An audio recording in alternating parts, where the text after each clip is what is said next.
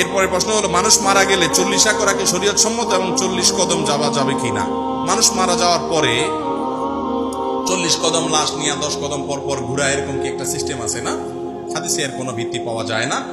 আর মানুষ মারা যাওয়ার পরে 40 3 দিনা 7 দিনা এগুলো যে আছে, এগুলো বাংলাদেশের সবচেয়ে প্রতিষ্ঠিত বিদআত।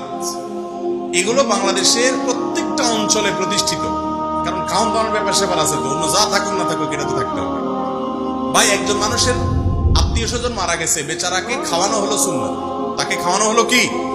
এলাকাবাসী তাকে খানা খাওয়াবে। কারণ হলো সেই বেচারা রান্না বাড়া করার মতো মানসিকতা নাই, মন খারাপ। সবাই রান্না করে করে তাকে খাওয়াবেন, তার বাড়িতে খানা পাবেন, প্রতিবেশীরা, এলাকাবাসীরা, তাদের জন্য এটা কর্তব্য। আমাদের দেশে খাওয়ায় ঠিকই, কিন্তু 3 দিন খাওয়াবে, 4 দিন খাওয়াবে, এরপরে সুদে আসলে একসাথে গরু সহ খাই ফেলবে। এলাকাবাসী হয়তো একটু 2 গামলা 4 গামলা খানা পাঠাইছে 2-4 দিন, এরপরে